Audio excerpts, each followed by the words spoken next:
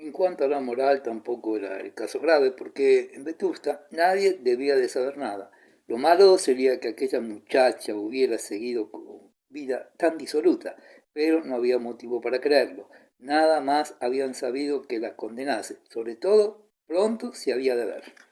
Ana, que tuvo valor para sufrir hasta la última palabra, comprendió que sus tías la perdonaban todo, menos las apariencias, que con tal de ser en adelante como ellas, se olvidaba lo pasado.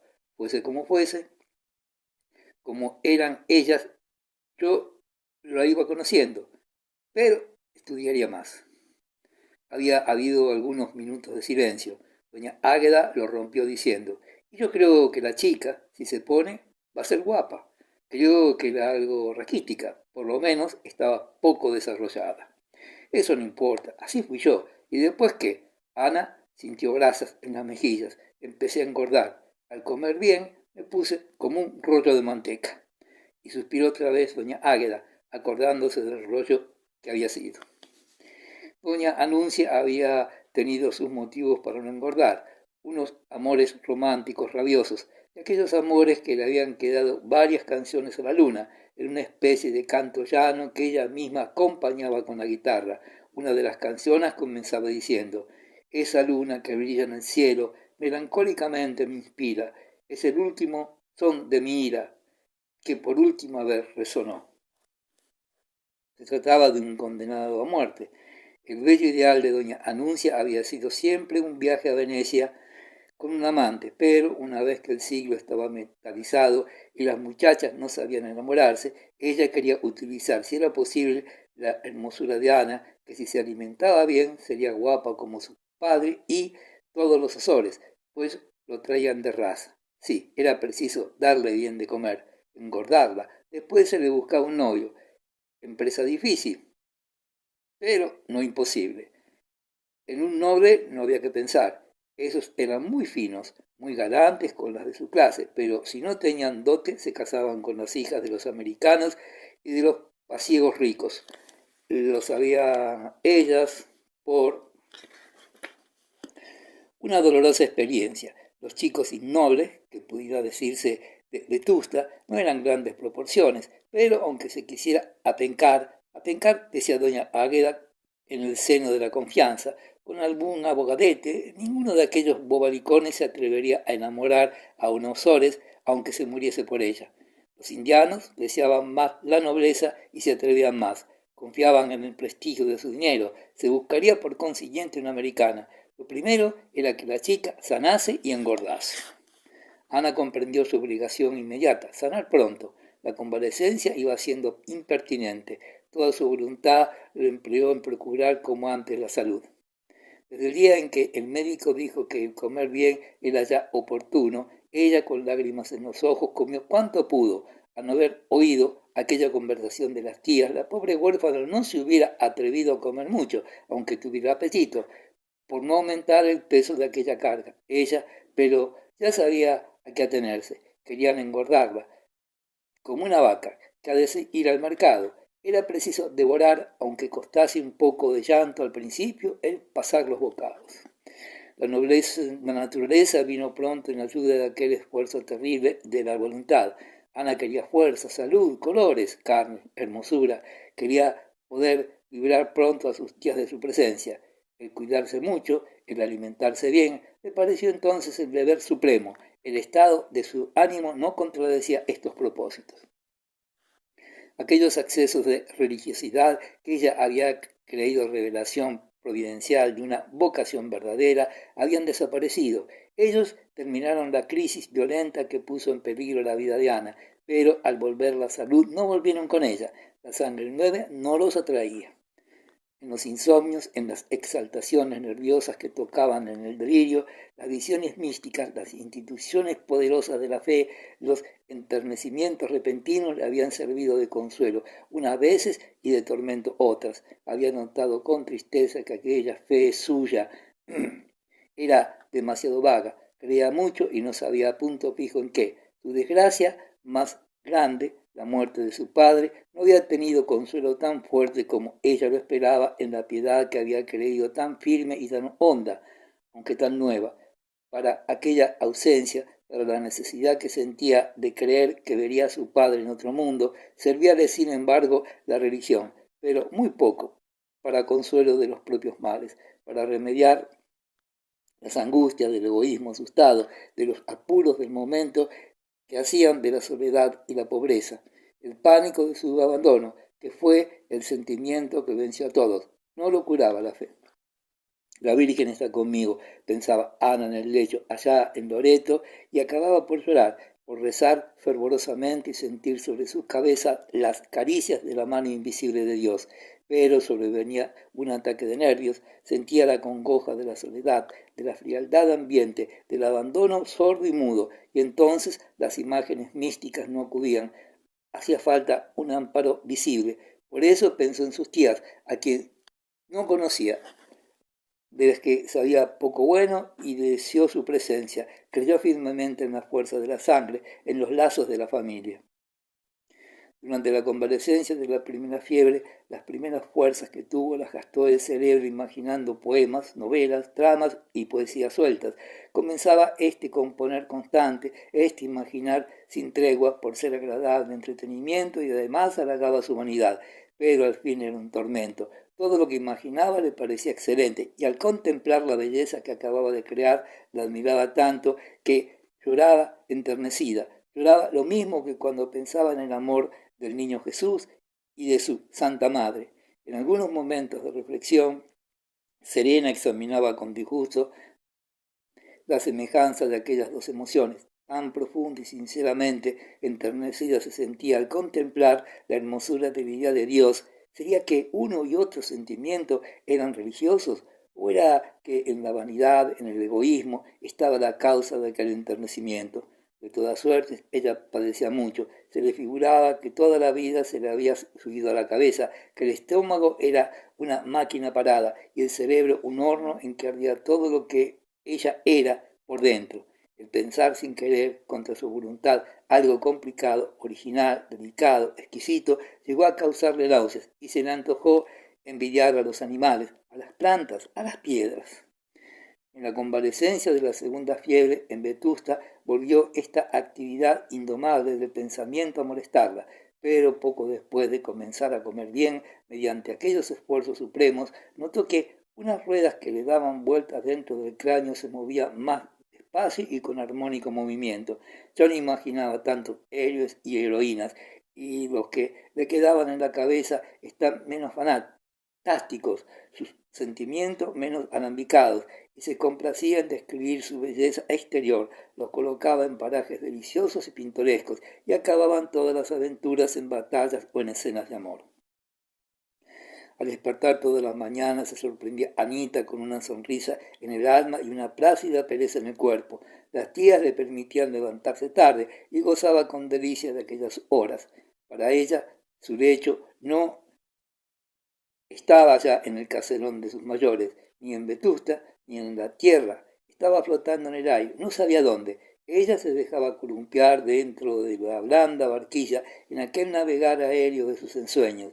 Y mientras los personajes de su fantasía se decían ternezas, ella le preparaba un suculento almuerzo en un jardín de fragancias purísimas y penetrantes. Ana aspiraba con placer voluptuoso los aromas ideales de sus visiones turgentes. Algunas veces, por desgracia, el príncipe ruso vestido con pieles finas o el noble escocés que lucía torneada y robusta pantorrilla con media de cuadros brillantes se convertían de repente en un caballero enfermo del hígado, pálido, delgado, tocado con sombrero de jipijapa, que se despedía de la señora de sus pensamientos, diciendo: «Adiosito, ahorita vuelvo», con un balanceo de hamaca en los diminutivos. Era el indiano que veían en lontananza, ella y las tías. Doña Águeda era muy buena cocinera, conocía el empirismo del arte y además lo profesaba por principios. Sabía de memoria El cocinero europeo, un libro que contiene el arte de confeccionar todos los platos de las cocinas inglesas, francesas, italianas, españolas y otras, pero sabía por un ojo de la cara el guisar como el europeo, según doña Águeda. Cuando se trataba de una gran comida o merienda de la aristocracia, ella dirigía las operaciones en la cocina del marqués de Vegallana y entonces recurría al europeo. En su casa había muy poco dinero y así se contentaba con las recetas que heredara de sus mayores. Maravillas y primores de la cocina casera comió Anita en cuanto el estómago pudo tolerarlas. Doña Águeda, con unos ojos dulzones, inútilmente grandes que nadie había querido para sí, miraba extasiada a la convaleciente que iba engordando a ojos vistas, según las grosores, mientras la joven saboreaba aquellos manjares, tributando un elogio a la cocinera a cada bocada. Doña Águeda, satisfecha en lo más profundo de su vanidad, pasaba las manos pequeña y regordeta, con dedos como chorizos llenos de sortijas, por el cabello ondeado entre rubio y castaño de la sobrinita de sus pecados. Como ella decía, el artista de su obra se dedicaba mutuas sonrisas entre plato y plato. Doña Anuncia no cocinaba, pero iba a la compra con la criada y traía lo mejor de lo más barato. Ayudaba a comprar. Bien, un antiguo catedrático de psicología lógica y ética, gran partidario de la escuela escocesa y de los embutidos caseros, no se fiaba mucho ni del testimonio de sus sentidos ni de las longanizas de la plaza. Era muy amigo de doña Anuncia y le ayudaba a regatear. La solterona, después del mercado, recorría las casas de la nobleza para pregonar aquel exceso de caridad con que ella y su hermana daban ejemplo al mundo. Si ustedes la vieran, decía, está desconocida, se la ve engordar, parece un globo que se va hinchando poco a poco. Verdad es que aquella Águeda tenía unas manos. En fin, ustedes saben por experiencia cómo guisa mi hermanita. Yo me desvivo por la niña. En casa no entendemos la caridad a medias. Todos los días se debe recoger a un pariente pobre. ¿Para qué? Para ahorrar un criado o una doncella. Se le arroja un mendrugo y no se le paga soldada. Pero nosotras entendemos la caridad de otro modo. En fin, ustedes verán a la niña. ¿Y qué va a ser guapa? Ya verán ustedes. En efecto, la nobleza iba en romería a ver el prodigio, a ver engordar a la niña. El elemento masculino notó mucho antes que el femenino la extraordinaria belleza de Anita. Pocos meses después de la fiebre, Ana había crecido milagrosamente. Sus formas habían tomado una amplitud armónica que tenía orgullosa a la nobleza vetustense. La verdad era que el tipo aristocrático no se perdía, pese a la chusma que no quiere clases. Aquella niña, en cuanto la habían separado de una vida vulgar, en poder de un padre extraviado y liberalote, y la habían alimentado bien, había recobrado el tipo de la raza. Se votó por unanimidad que era hermosísima. La plebe opinaba lo mismo que la nobleza y la clase media era de igual parecer. En poco tiempo se consolidó la fama de aquella hermosura y Anita Osores fue por aclamación la muchacha más bonita del pueblo. Cuando llegaba un forastero se le enseñaba la torre de la catedral, el paseo de verano y, si era posible, la sobrina de los Osores. Eran las tres maravillas de la población. Doña Águeda agradecía a este triunfo como Fidias pudiera haber agradecido la admiración que el mundo atributó a su Minerva.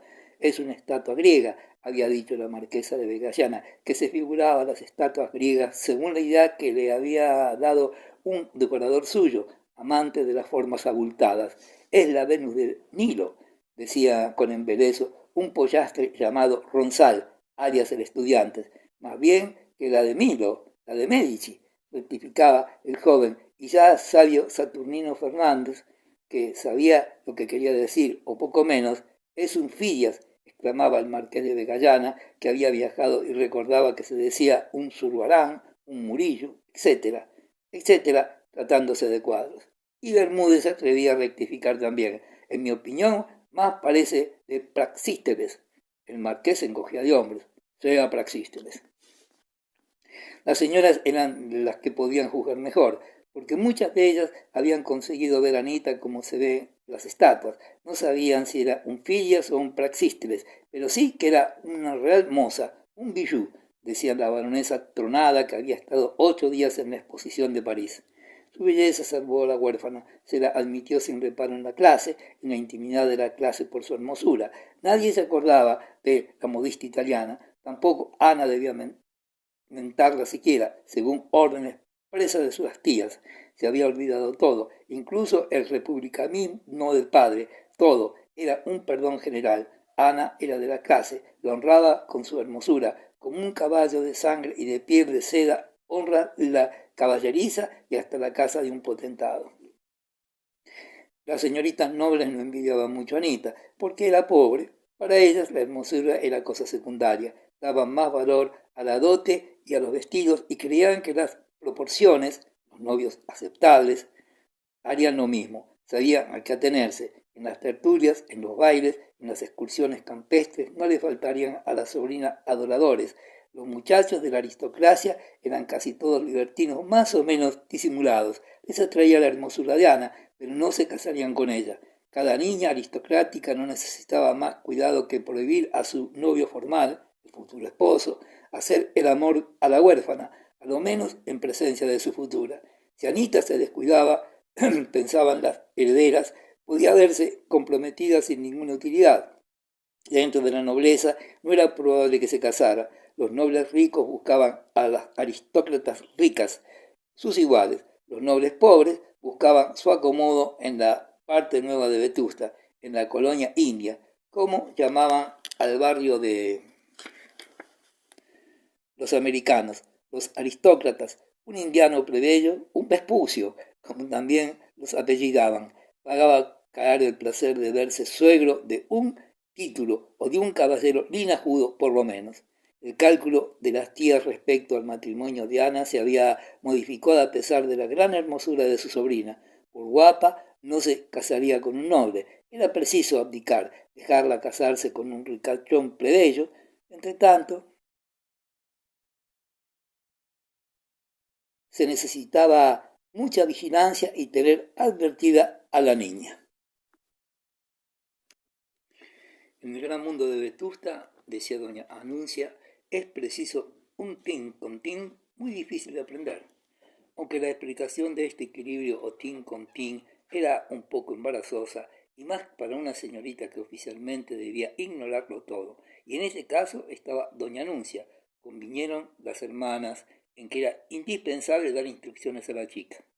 Pocas veces se permitía a Ana manifestar deseos, gustos o repugnancias, y menos estas, tratándose de los gustos y predilecciones de sus tías, pero una noche no pudo menos de expresar su opinión al volver sola de la tertulia íntima de Vegallana.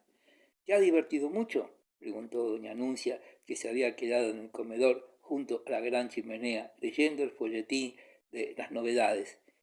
Era literal en materia de folletines. No, señora, no me he divertido y no quisiera volver allá sin alguno de ustedes.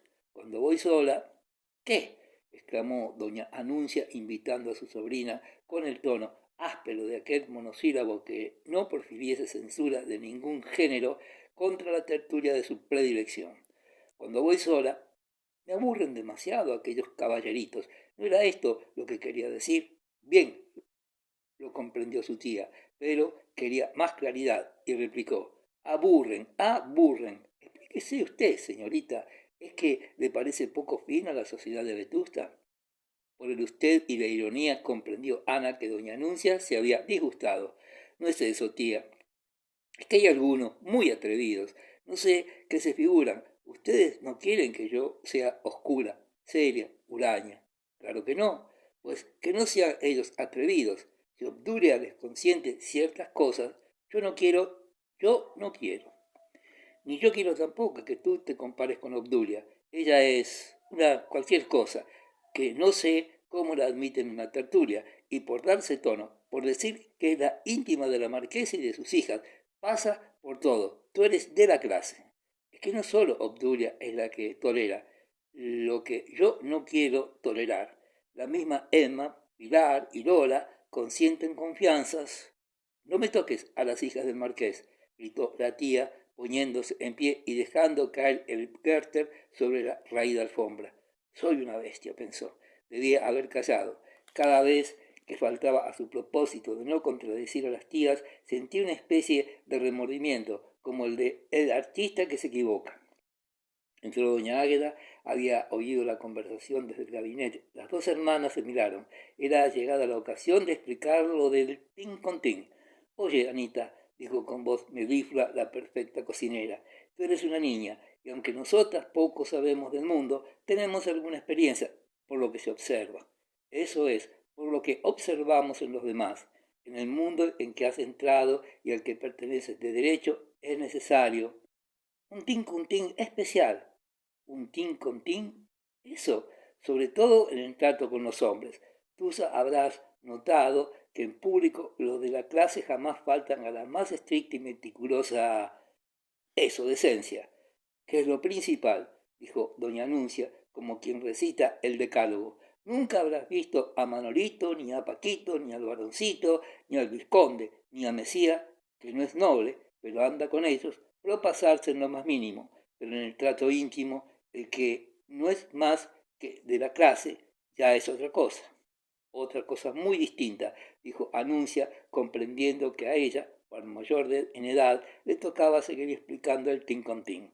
Como todos somos parientes, continuó, de cerca o de lejos, nos tratamos como tales, y ni porque se te acerquen mucho para hablarte, ni porque hagan alusiones picarescas y siempre llenas de gracia a la hermosura de tus hombros, a lo torneado de lo poquísimo de pantorrillas que te hayan visto al bajarte del coche, por nada de eso, ni aún por algo más, con tal que no sea mucho, debes asustarte ni escandalizarte, ni darte por ofendida.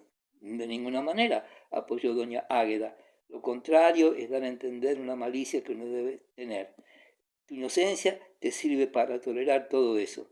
Así hacen Pilar, Emma y Pola. Pero hija, pero si lo que no es de esperar, de ninguna manera.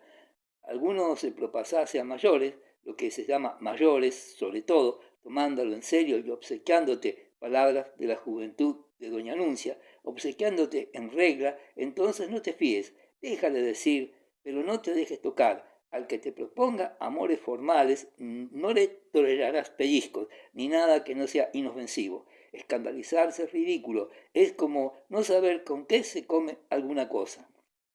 Es una falta de educación entre la clase, y tolerar demasiado es exponerse. Tú no te has de casar con ninguno de ellos.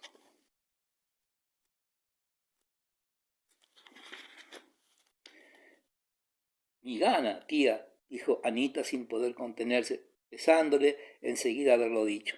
Doña Águeda se sonrió. Eso de la gana te la guardas para ti, exclamó doña Anuncia, puesta en pie otra vez, y dejando caer el Goethe al suelo, era muy orgullosa. Añadió, déjala, el que no se consuela, tienes razón, están verdes, pero lo que importa es que tú no olvides lo que te digo. Es necesario que te dejes, antes de entrar en la casa de la marquesa, ese aire displicente y ese tonillo seco, porque es una impertinencia. Lo que está bien, muy bien, y ya ves cómo lo bueno se te alaba, es que en público mantengas el severo continente que merece no menos elogios del público que tu palmito y buen talle. Sí, hija mía, interrumpió doña Águeda, es necesario sacar partido de los dones que el Señor ha prodigado en ti a manos llenas. Ana se moría de vergüenza. Esos elogios eran el mayor martirio. Se figuraba sacada a pública subasta. Doña Águeda y después su hermana trataron con gran espacio el asunto de la cotización probable de aquella hermosura que consideraban obra suya. Para doña Águeda, la belleza de Ana era uno de los mejores embutidos. Estaba orgullosa de aquella cara, como pudiera estarlo de una morcilla.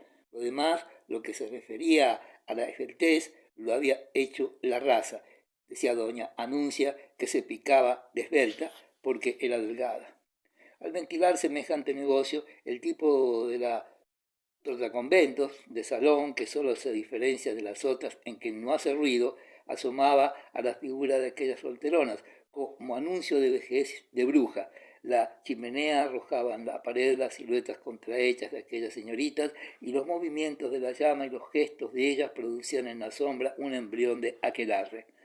Lo que eran los hombres, especialmente los indianos, lo que no les gustaba, la manera de marearlos, lo que había que conceder antes, lo que no se había de tolerar después, todo esto se discutió por largo, siempre concluyendo con la protesta de que era hija tanta sabiduría de la observación en cabeza ajena.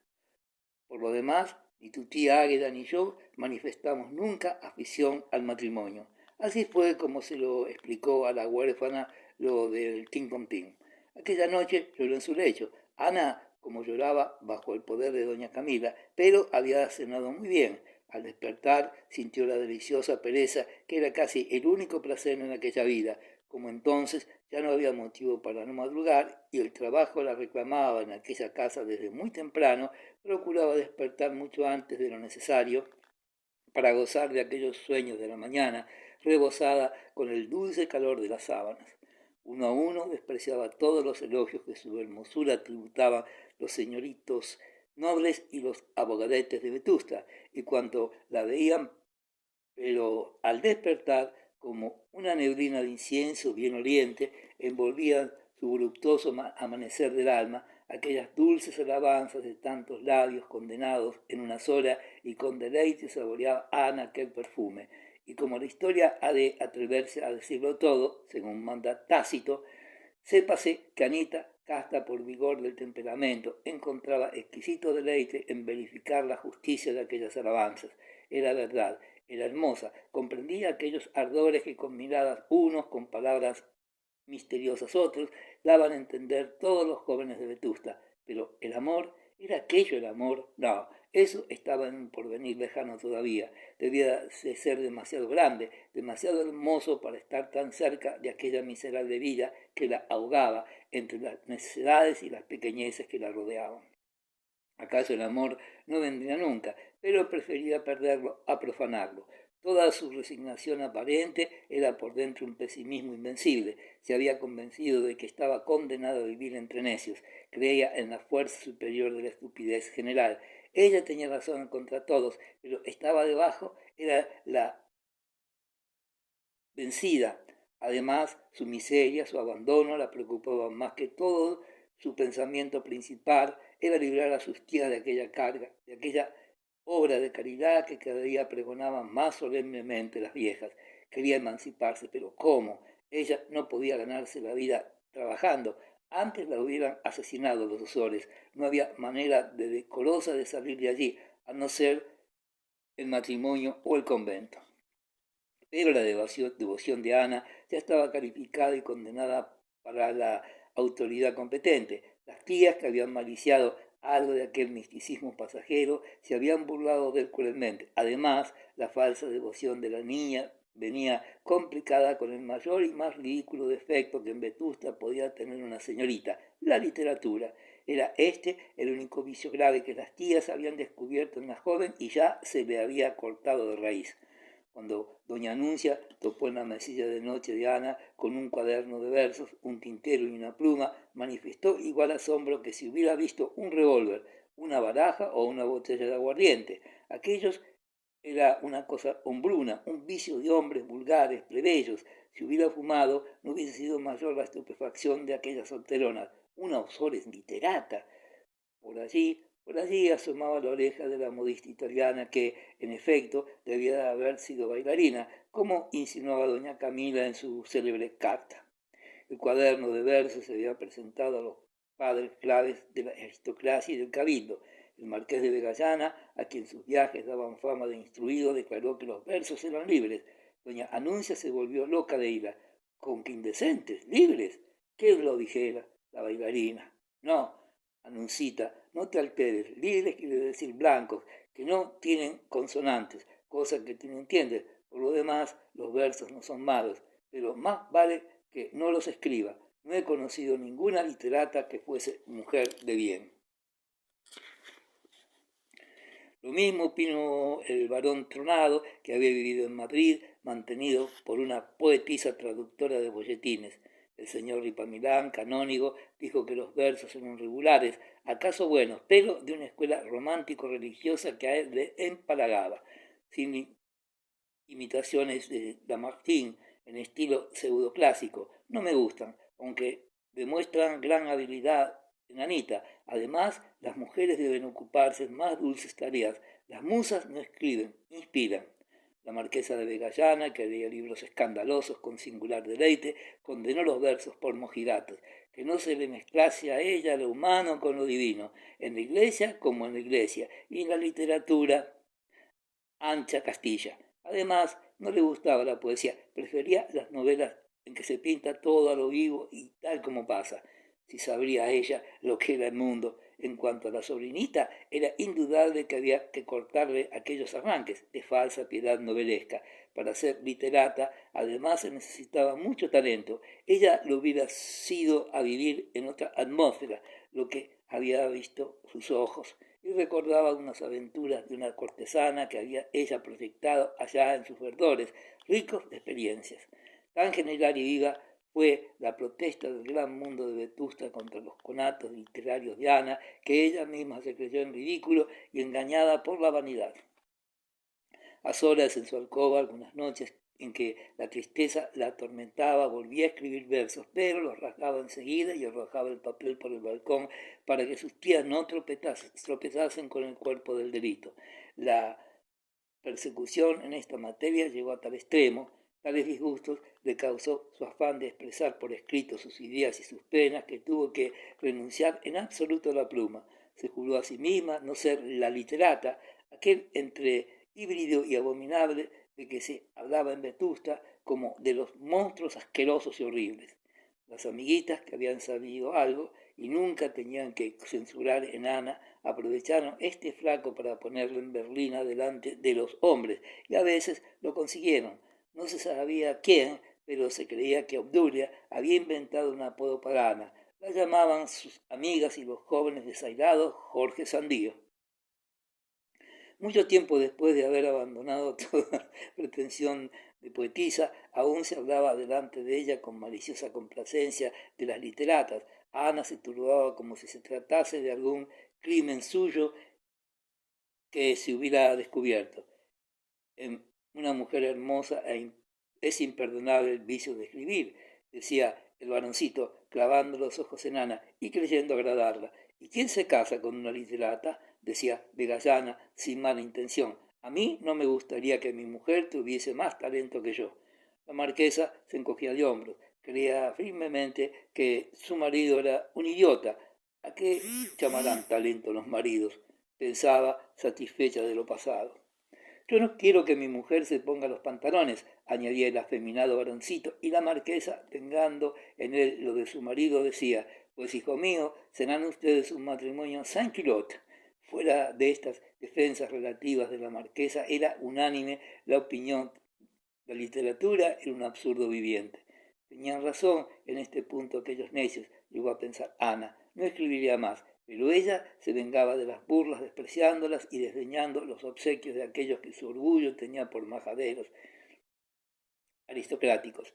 Admitía el culto que se tributaba a su hermosura, pero como algunos hombres eminentes desvanecidos, uno por un despreciaba a los fieles que se prosternaban ante el ídolo. Para ella eran incompatibles el amor y cualquiera de aquellos nobles, audaces antes, cobardes, ya ante su desdén supremo. Era demasiado crédula en cuanto se refería a las cosas vanas y repugnantes del mundo en que vivía. Para tales materias prefería las advertencias de doña Anuncia al propio criterio. Al principio no se le había figurado que ella, con un poco de arte, hubiera podido conquistar a cualquiera de aquellos nobles ricos que se divertían con todas y se casaban con las de mayor dote, pero le pareció una indignidad asquerosa semejante idea. Ni una sola vez trató de ensayar sus recursos y prefirió creer a su tía. Aquellos aristócratas interesados no eran maridos posibles. Se acostumbró a esta idea y miraba a sus amigos y parientes como a los figurines de las sastrerías. En efecto, los veía tan enclenques de espíritu que se le antojaban de papel marquilla. Los pollos de la aristocracia acabaron por confesar que Ana era una excepción, o calculaba más que sus mismas tías, o era una virtud efectivamente. ¿Qué diablo? Alguna había de haber. Los seductores de la clase media, que anhelaban siempre meter la cabeza en la aristocracia, declararon lo mismo. Ana es invulnerable. Esperará algún príncipe ruso, decía Alvarito Mesía, que vivía entre plebeyos.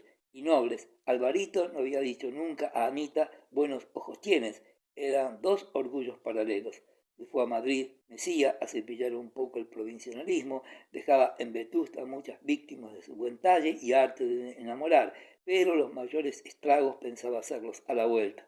La tarde en que Álvaro tomó la diligencia, Ana había salido a paseo con sus tías por la carretera de Madrid. Encontraron el coche. Álvaro las vio y saludó desde la berlina. Se encontraron los ojos de Ana y de Mesía.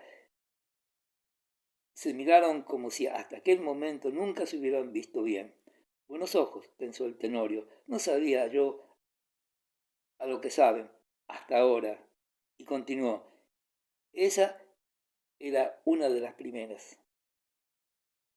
Más de una hora fue viendo aquella nube de polvo que parecía de luz y en medio los ojos de la sobrina. La sobrina también llevó a casa la imagen de don Álvaro entre ceja y ceja.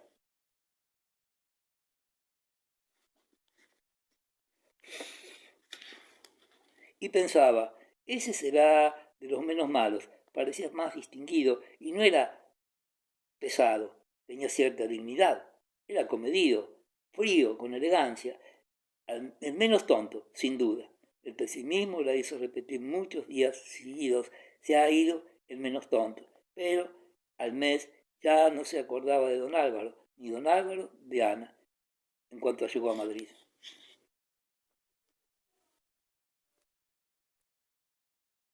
Oh, el convento, ese era su recurso más natural y decoroso. ¿El convento o el americano? El confesor de Anita Ripamibam oyó la proposición de la joven como quien lo oyó llover. Ta, ta, ta, ta, ta, dijo en voz alta, sin pensar que estaba en la iglesia. Hija mía, las esposas de Jesús no se hacen de tu maderita. Haz feliz a un cristiano, que bien puedes, y déjate de vocaciones improvisadas. La culpa la tiene el romanticismo con sus dramas escandalosos de monjitas que se escapan en brazos de trovadores con plumero y capitanes de forajidos. Has de saber, Anita mía, que yo tengo para ti un novio, paisano mío. Vuélvete a casa, que allá iré yo y te hablaré del asunto. Aquí será una profanación. El candidato de Ripamilán era un magistrado natural de Zaragoza, joven para oidor y algo maduro, aunque no mucho para novio. Tenía entonces la señorita doña Ana Osores, 19 años, y el señor don Víctor Quintanar pasaba de los 40, pero estaba muy bien conservado. Ana suplicó a don Cayetano que nada dijese a sus tías de aquella proporción hasta que ella tratase algún tiempo a Quintanar, porque si doña Anuncia sabía algo, impondría el novio sin más examen. Nada más justo, prefiero que estas cosas las resuelva el corazón. Moratín, mi querido Moratín, nos lo enseña gallardamente en su comedia inmortal El sí de las niñas. Se quedó en ello. ¿Quién hubiera dicho a doña Anuncia que aquel novio soñado, que ya empezaba a tardar, pasaba todos los días cerca de ellas, en el espolón, el paseo de invierno o en la carretera de Madrid, orlada de altos álamos que se juntaban a lo lejos?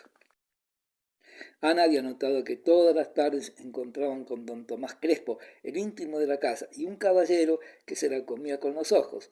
Don Tomás era una de las pocas personas que ella estimaba de veras, por ver en él prendas morales raras en Vetusta, a saber, la tolerancia, la alegría expansiva y la despreocupación en materia supersticiosas. El caballero las miraba de lejos, mientras don Tomás se detenía a saludarlas. Aquel señor era Quintanar, el magistrado. Efectivamente, no estaba mal conservado, era muy pulcro de traje y de aspecto simpático. Era un forastero, palabras de sentido especial en Vetusta, para las señoritas de Osores, que no le habían visto aún en ninguna casa de las suyas. Es un magistrado, les había dicho Crespo un día, un aragonés muy cabal, valiente, gran cazador, muy pundonoroso y gran aficionado de comedias. Representa como Carlos Latorre, sobre todo en el teatro antiguo, es lo que hay que ver. Esto era todo lo que las tías sabían del novio que se les preparaba a escondidas. Una tarde Crespo, enterado de que la niña ya sabía algo, sin encomendarse a Dios ni al diablo, detuvo a las Ozores en la carretera de Casilla y les presentó al señor don Víctor Quintanar, magistrado. Las que acompañaron a aquellas señores durante el paseo y hasta dejarlas en el sombrío portal de Caserón de Ozores. Doña Anuncia ofreció la casa a don Víctor. Este pensaba que las tías conocían su honesta pretensión y al día siguiente, de levita y pantalón negros, visitó a las nobles damas. Ana le trató con mucha amabilidad, le pareció muy simpático. La única persona con quien ella se atrevía a hablar algo de lo que le pasaba por dentro era don Tomás Crespo, libre, decía él, de todas las preocupaciones, inclusive la de no tenerlas, que era de las más tontas preocupaciones, inclusive las de no tenerlas. Ana observó mucho, se creía superior a los que la rodeaban y pensaba que debía de haber en otra parte una sociedad que viviese como ella quisiera vivir y que tuviese sus mismas ideas. Pero, entre tanto, Vetusta era su cárcel, la necia rutina, un mar de hielo que la tenía sujeta, más fuerte que ella. No podía luchar, se rendía a discreción y se reservaba el derecho de despreciar a su tirano, viviendo de sueños. Pero Crespo era una excepción, un amigo verdadero que entendía a medias palabras lo que las tías, el varón, etc., no hubieran entendido en tomos como casas.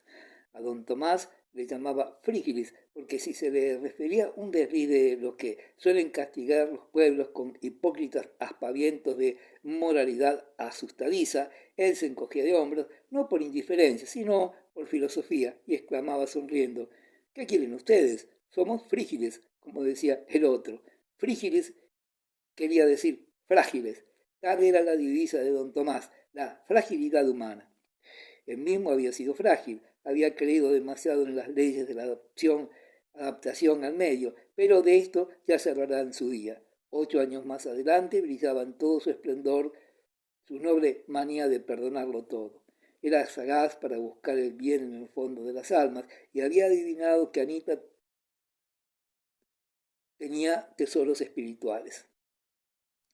Mire usted, don Víctor, le decía a su amigo, esa niña merece un rey y por lo menos un magistrado que pronto será regente, como usted. Figúrese usted una mina de oro en un país donde nadie sabe explotar las minas de oro. Eso es Anita, mi querido Vetusta. En Vetusta lo mejor es el arbolado. Deje usted la flora, don Tomás. Tiene usted razón, me pierdo. Decía que Anita es una mujer de primer orden. ¿Ve usted qué hermoso es su cuerpecito que le tiene a usted hecho un caramelo? Pues como cuando ve usted su alma, se derretirá. Como ese caramelo puesto al sol. Debo advertir a usted que para mí un alma buena no es más que un alma sana. La bondad nace de la salud. Es usted un poco materialista, pero yo no me enfado. Decía usted que la niña... Soy cuerno, señor mío, y usted dispense. A mí no hay que ponerme motes. Aborrezco los sistemas. Lo que digo es que solo creo en la bondad que da la naturaleza. A un árbol la salud ha de entregarle por las raíces, pues es lo mismo el alma. Y seguía filosofando para venir a parar en que Anita era la mejor muchacha de Vetusta. Crespo, según él dijo, tomó un día por su cuenta a la joven para recomendarle al señor Quintanar. Era el único novio digno de ella. Los 40 años y pico eran como los de los árboles que duran siglos, una juventud, la primera juventud. Más viejo es un perro de 10 años que un cuervo de 100, si es cierto que los cuervos duran siglos.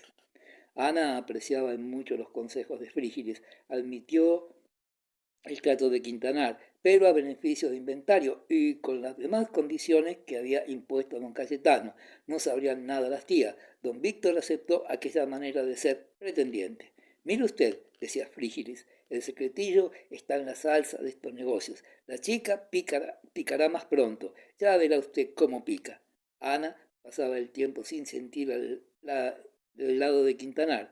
Tenía ideas puras, nobles, elevadas y hasta poéticas. No se teñía las canas, era sencillo y aunque en el lenguaje algo declamador y altisonante. Este vicio lo debía a los muchos versos de Lope y Calderón que sabía de memoria. Le costaba trabajo no hablar con Sancho Ortiz o don Gutiérrez, Alfonso. Pero a solos se decía Anita, ¿no es una temeridad casarse sin amor? ¿No decían que su vocación religiosa era falsa, que ella no servía para esposa de Jesús porque no lo amaba bastante? Pues si tampoco amaba a don Víctor, tampoco debía casarse con él. Consultado, Ripamilán contestó que entre un magistrado, que no es presidente de la sala siguiente, y el Salvador del mundo había muchas diferencias. ¿No confesaba Anita que le agradaba a don Víctor? Sí, pues cada día le encontraría más gracia, mientras que en el convento la que empieza sin amor acaba desesperada. Don Cayetano, que sabía ponerse serio, llegado el caso, procuró convencer a su amiguita de que su piedad, si era suficiente para una mujer honrada en el mundo, no bastaba para los sacrificios del claustro. Todo aquello de haber llorado de amor leyendo a San Agustín y a San Juan de la Cruz no valía nada, había sido cosa de la edad crítica que atravesaba entonces. En cuanto a Chateaubriand, no había que hacer caso de él.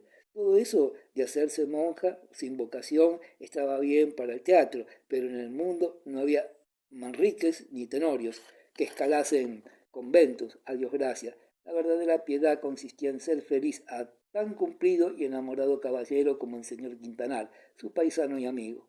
Ana renunció poco a poco a la idea de ser monja. Su conciencia le gritaba que no era aquel sacrificio que ella podía hacer.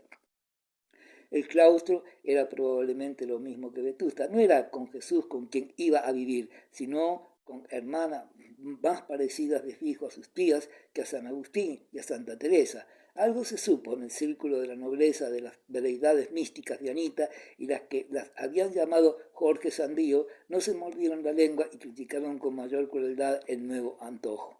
Se confesaba que era virtuosa en cuanto no se le conocía ningún trapicheo, pero esto era poco para creerse con vocación de santa. Por ventura, las demás eran unas tales. Es guapa, pero orgullosa, decía la baronesa tronada, que tenía a su marido y a su hijo enamorados en vano de la sobrinita. No fue Ana quien apresuró su resolución, como esperaba Frígilis. Fueron las tías que descubrieron un novio para la niña. El nuevo pretendiente era el americano deseado y temido, don Frutos Redondo, procedente de Matanzas, con cargamento de millones. Venía dispuesto a edificar el mejor chalet de Vetusta, a tener los mejores coches de Vetusta, a ser diputado por Vetusta y a casarse con la mujer más guapa de Vetusta. Vio a Anita, le dijeron que aquella era la hermosura del pueblo y se sintió herido de punta de amor, y se le advirtió que no le bastaban sus onzas para conquistar aquella plaza. Entonces se enamoró mucho más, se hizo presentar en casa de los Osores y pidió a doña Anuncia la mano de su sobrina. Después doña Anuncia se encerró en el comedor con doña Águeda y terminada la conferencia compareció Anita. Doña Anuncia se puso en pie al lado de la chimenea pseudo-feudal, dejó caer sobre la alfombra la Etelvina, novela que había encantado su juventud, y exclamó: «Señorita, hija mía, ha llegado un momento que puede ser decisivo en tu existencia». Era el estilo de la Etelvina. Tu tía y yo hemos hecho para ti todo género de sacrificios, ni nuestra miseria, ni a duras penas, disimulada delante del mundo, nos ha impedido rodearte de todas las comodidades apetecibles. La caridad es inagotable, pero no lo son nuestros recursos. Nosotras no te hemos recordado jamás lo que nos debes. Se lo recordaban al comer y al cenar todos los días. Nosotras hemos perdonado tu origen, es decir, el de tu desgraciada madre. Todo ha sido aquí olvidado. Pues bien, todo esto lo pagarías tú con la más negra ingratitud, con la ingratitud más criminal, si a la proposición que vamos a hacer te contestaras con una negativa. Incalificable. Incalificable, repitió doña Águeda, pero creo inútil todo sermón, añadió, porque la niña saltará de alegría cuando sepa de lo que se trata. Eso quiero saber. ¿En qué puedo yo servir a ustedes, a quienes tanto debo? Todo, sí, todo, querida tía. Como supongo, prosiguió doña Anuncia, que ya no te acordarás siquiera de aquella locura del monjío. No, señora, en ese caso, interrumpió doña Águeda, como no querrán quedarte sola en el mundo el día que nosotras faltemos, ni tendrás algún amorcillo oculto, que sería indecente, y como nosotras no podemos más, Y como es tu deber aceptar la felicidad que se te ofrece, te morirás de gusto cuando sepas que don Fruto Redondo, el más rico del espolón, ha pedido hoy mismo tu mano. Ana, contra el expreso mandato de sus tías, no se murió de justo, cayó, no se atrevía a dar una negativa categórica, pero doña Anuncia no necesitó más para dar rienda suelta al basilisco que llevaba dentro de sus entrañas. Su silueta, en las sombras de la pared, parecía ahora la de una bruja gigantesca, otras veces multiplicándose por los saltos de las llamas y por los saltos y contorsiones de la vieja, figuraban todo un infierno desencadenado. Había momentos en que la sombra de la señorita Osores tenía 3 cabezas en la pared y 3 o 4 en el techo, y se diría que de todas ellas habían gritos y alaridos, según lo que vociferaba doña Anuncia sola. Doña Águeda misma estaba horrorizada. La sobrina permaneció 8 días encerradas en la alcoba después de aquella escena. Al cumplirse el novenario de la encerrona, que algo tenía de arresto, doña Anuncia se presentó tranquila, digna, severa, a leer la sentencia. No le faltaría a la hija de la bailarina, quien dudaba ya que la modista había bailado. No le faltaría una cama en Palacio de sus mayores, pero ellas, las tías, no tenían que poner a la mesa. Todo lo había comido la niña. Ana escribió a Frígilis, y al día siguiente don Víctor Quintanar, de tiros largos, como el día de la primera visita, entró en el estado de los Azores. Venía a pedir la mano de Ana, a quien creía no ser indiferente. Daba aquel paso antes de lo que pensaba, porque acababa de ser ascendido. Iba a Granada en calidad de presidente de sala y quería llevarse a su esposa, si su ardiente deseo era cumplido. Contaba un sueldo y algunas viñas y no pocos rebaños en la almonía de don Godino. Nunca había osado a pedir la mano de tan preclara, ilustre y hermosa joven sin poder ofrecerle, ya que no la opulencia, un áurea mediocritas, como había dicho el latino. Doña Anuncia quedó deslumbrada. Don Godino, mediocritas, la cruz de Isabel la Católica, era mucha tentación. Frígilis había advertido a don Víctor al ponerle la cruz en el pecho que a doña Anuncia la enamoraban los discursos que no entendía y las condecoraciones. Quintanar, mientras hablaba, se sentía un ridículo, pero la vieja estaba fascinada. Don Fruto, pensaba ella, había aplastado terrenos en los suburbios de Vetusta 12 años antes. Se recordaba de haberle visto en mangas de camisa. La Osores contestó que ella no podía disponer de la mano de su sobrina, aunque la joven consintiera sin consultar, sin tomar la veña de la nobleza de la clase.